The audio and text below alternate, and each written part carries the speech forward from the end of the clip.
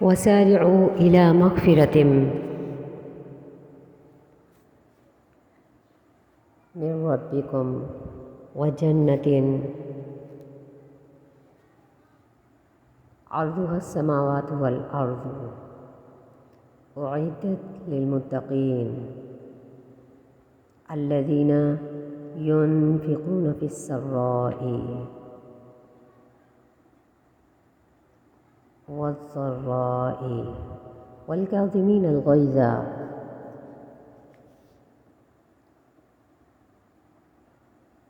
والعافين عن الناس واللہ یحب المحسنین۔ اور اپنے پروردگار کی مغفرت کی طرف لپکو اور جنت کی طرف جو زمین اور آسمان کی وسعت رکھتی ہے، ان پرہیزگاروں کے لیے تیار کی گئی ہے، جو خوشحالی اور تنگ دستی میں اللہ کی راہ میں مال خرچ کرتے ہیں اور غصے کو قابو میں رکھتے ہیں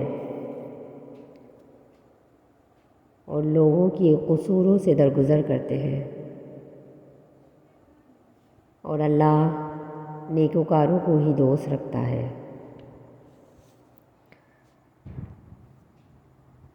یعنی جس قدر تم سے ہو سکے جنت کے حاصل کرنے اور دوزخ سے بچنے میں کوشش کرو۔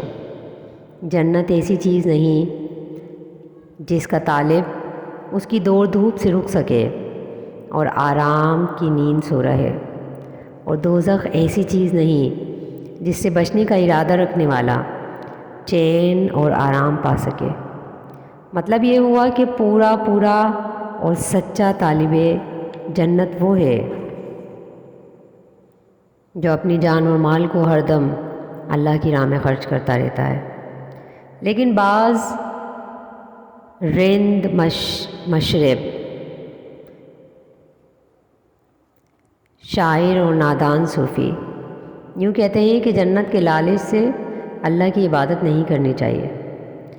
یہ بات ان کے خلاف قرآن و حدیث سے ثابت ہے، کیونکہ اس آیت میں اللہ نے حکم فرمایا ہے کہ جنت کی طلب میں بہت محنت اور کوشش کرو۔ اسی واسطے حدیث میں ہے کہ جب تم اللہ سے جنت مانگو تو جنت الفردوس کا سوال کرو، اور سب سے اعلیٰ اور سب سے اونچی جنت وہ ہے، اسی سے سب نہریں جاری ہوتی ہیں، اور اس کی چھت رحمان کا عرش ہے۔ یہاں اللہ تعالیٰ متقیوں یعنی جنتیوں کے اوصاف بیان فرما رہے ہیں کہ وہ سختی اور آسانی، خوشی اور غمی، تندرستی اور بیماری، غرض یہ کہ ہر حال میں اپنا مال اللہ کی راہ میں خرچ کرتے رہتے ہیں۔ اور متقی جنتی غصے کو پی جانے والے ہوتے ہیں اور لوگوں کی برائیوں سے درگزر کرنے والے ہوتے ہیں۔ ابن ابی حاتم میں ہے کہ نبی صلی اللہ علیہ وسلم نے ارشاد فرمایا، اللہ فرماتا ہے، اے ابن آدم، اگر تو غصے کے وقت مجھے یاد رکھے گا، یعنی میرا حکم مان کر غصہ پی جائے گا، تو میں بھی اپنے غصے کے وقت تجھے یاد رکھوں گا، یعنی ہلاکت کے وقت تجھے ہلاکت سے بچا لوں گا۔ ایک حدیث میں نبی صلی اللہ علیہ وسلم نے فرمایا، جو غصہ روک لے اللہ اس سے عذاب ہٹا لیتا ہے، اور جو اپنی زبان خلاف شرع باتوں سے روک لے اللہ اسی پردہ پوشی فرماتا ہے، اور جو اللہ کی طرف معذرت لے جائے اللہ اس کا عذر قبول فرماتا ہے۔ یہ ابو یعلا کی روایت ہے۔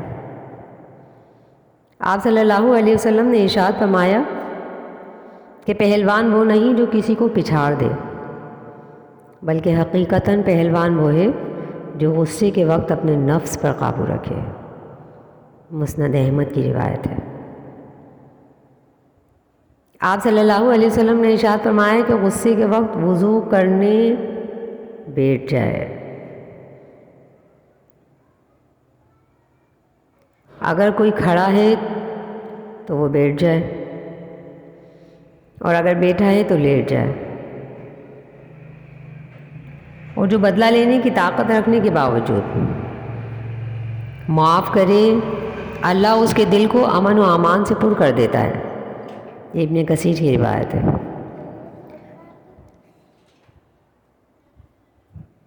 آپ صلی اللہ علیہ وسلم نے ارشاد فرمایا، جو باوجود طاقت کے فاخرہ لباس تواضع کی وجہ سے چھوڑ دے تو اللہ تعالیٰ اس کو قیامت میں کرامت و عزت کا حلہ پہنائے گا. جو کسی کا بید چھپائے اس کو بادشاہت کا تاج پہنائے گا. ابو داؤد کی روایت ہے. نبی صلی اللہ علیہ وسلم ارشاد فرماتے ہیں، جو باوجود قدرت کے اپنا غصہ ضبط کر لے اسے اللہ تعالیٰ تمام مخلوق کے سامنے یہ اختیار دے گا کہ جس حور کو چاہے پسند کر لے.